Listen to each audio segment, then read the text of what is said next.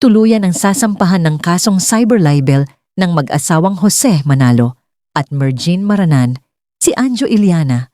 Batay na rin ito sa mga ginawang mapanirang puri ni Anjo sa kanyang mga TikTok video nitong nakaraan sa mga dati niyang kasamahan sa The Barkads. Bukod pa umano ito sa iba pang ikakaso ng pamunuan ng Eat Bulaga Management at nila Tito Vic and Joey.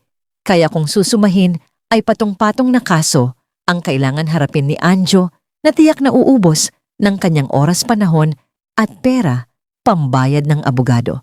Anumang araw mula ngayon ay isasampa na ang kaso at wala nang magagawa pa si Anjo kundi harapin ang mga ito at ipagtanggol ang kanyang sarili.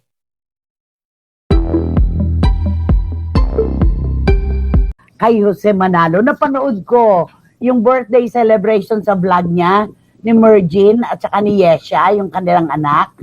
Ang saya-saya ng pamilya, no? Grabe. At saka talagang ever naman, nung magmula na naging sila, talagang pribado na at talagang napakasaya talaga nila. Talagang yung mga wala sila, binuo nila talagang pareho sila. Nagsama silang mag-asawa. Alam mo, napansin ko lang, mula nung sinimulan kong manood ng vlog ni Jose, wala pa itong mga isyong kahit ano. Talagang titingnan mo siyang komedyante, komikero, masaya-masaya, mapabiro. Pero bago niya mag-start ang kanyang vlog, nananalangin siya. Ay, totoo yan. Pa lang niya, nando na yung panalangin niya na, Panginoon, kayo na po bahalang magmaneho sa aming buhay ngayong maghapon. Totoo yun yung mga ganong panalangin na puso ang nagsasalita, hindi bibig. Tapos ngayon nga, dumating nga itong tungkol kay Anjo Iliana, much more, di ba?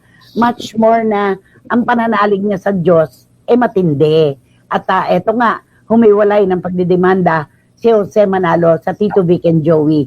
Sariling demanda niya itong cyber libel na ito at paninirang puri na dapat lang. Ako tanungin mo, dapat lang. Kailangan may matutunan leksyon. Kailangan daanin niya at buti nga, dinaan niya pa sa legal na ganito, di ba, Nay? Alam naman natin si Jose, di ba? Sabi nila Jose, naku, huwag mo loko-loko, taga-Tondo yan. Pero hindi. Ako, dinaan niya sa legal. Tinampahan ng kaso. Para at hindi gumibo, tandaan natin, napaka makabuluhan po yung hindi niya pagsasalita. Wala po siyang salitang pinakawalan. Pinabayaan lang niya si Anjo Iliana na yurakan ang kanyang pagkatao. Ay, hindi ba pamiyuyurak yung tawagin kang ahas? Inahas mo si Mergine na ang sabi ka live-in daw niya na 1 year, di naman pala niya ka live-in. Nagpupunta lang pala siya doon, di ba? Tapos daw, pinayuhan daw si Mergine na wag pumatol dahil may asawa. Ano ka? Tapos inahas daw siya. Hindi ba paninirang puri yun? Ginawa mong mang-aahas ang isang tao na nagmahalan? Correct. At mamukha tayo, matagal na pa silang wala bago pumasok si Jose. Oo, matagal na panahon na lumipas. Ayan. Sabi ni Gaison Magdadaro, mas naniniwala akong mabait na tao si Jose at totoo. Kasi tingnan mo in fairness, maganda ang karir niya kumpara kay Talakweni na si Anjo. Talakumeni. Talakumeni na si Anjo. Walang career. Di ba? Sabi ni John, wala po akong narinig na anumang reaksyon ni Jose sa paninirang puri sa kanya ni Anjo Iliana. Napaka-personal na pero nagpigil pa rin siya. Diyan natin makikita kung sino ang edukadong tao. Kay John galing to, ha? Okay. Sabi naman ni Tita Nene Olanday, baka sa kanilang pamilya ang kaligayahan at wala tayong naririnig na negative issue sa kanila. Opo, Tita Nene, ang ganda-ganda ng samahan. Di ba naman? Eto naman ang kay Edilitada. Nakakalungkot lang na sa ganito kasi ang relasyon ng mag-asawang Jose at Mergine, may isang taong walang magawa na lumikha ng mga kwentong salat sa katotohanan. Tama ka dyan, Eddie. Idinamay, grabe.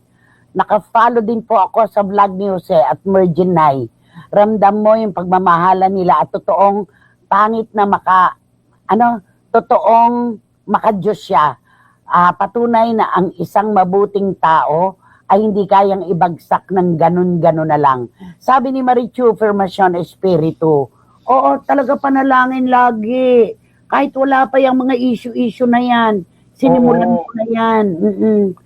At ang say ko lang kay Anjo, pag di ka na, ano sabi, pag di ka na makatulog sa dami ng kaso mo, uminom ka ng Ultabayo, ano yung ginawa mo sa buhay mo? Sabi ni Tita Ace, good decision, Jose.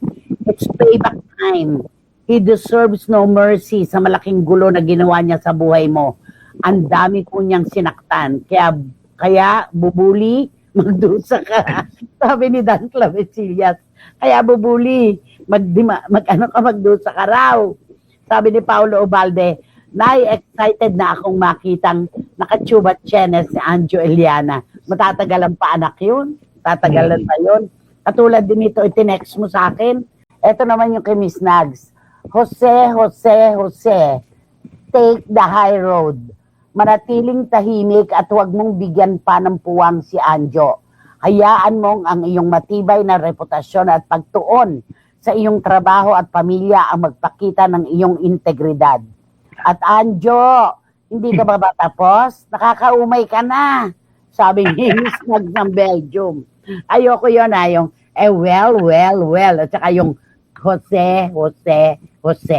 Yung mga ganun. May ibig sabihin yan matindi yan, di ba? Si Liberty nga nag-test dito, Nay. Sabi ni Liberty, Anjo, pag-inggit, pikit. Pikit. Totoo yun. Pag-inggit, pikit. Di ba? Hindi ganyan ang ipakita mo sa kanila na kaya mong patunayan na meron ka pang ikakasa. Hindi yung ganyan. Hindi yung gagawan mo ng issue yung mga dating kasamahan mo na hindi mo man lang itinago sa puso mo ang pagkakaibigan na tinatanaw ng marami bilang ginto. Yun. Maling-mali. Lumaban na lang siya ng patas, artista siya, nagpaka mahusay siyang artista, gumawa siya ng mga proyekto para doon sa tangkilikin, hindi sa magaytong pamamaraan sa TikTok. Pinasok siya agad ng depression kasi walang kumukuha sa kanya. Yun Di ba? Kaya stars pa more. Yun. Bago magkwento, stars pa more. Kapag hindi, sabi continued lang to. Di ba? Ganun lang yan. Eto, yung kanina, meron pa dito si Juris. Ang sabi niya, kapag ang isang taong kasing bait ni Jose Manalo ay naubos na ang pasensya, ay nako, nakakatakot na yan. Tuloy-tuloy na talaga. Nananahinik lang naman sila pero sinasangkot pa sa tagpi-tagping kwento. Ayan ang sabi niya. Wala na. Parang nagtampo na rin siya sa bigas. Kahit siguro si Judas, ayaw maging kaibigan si Anjo Eliana. Kahit daw si Judas, ayaw ko ibiganin si Anjo Eliana. At sabi naman... Alam mo, totoo yan, Nay, di ba? Yung mga taong mababait, pag napagalit mo yan, naku, umanda ka na. Wala na. Ubus totoo na. Yan.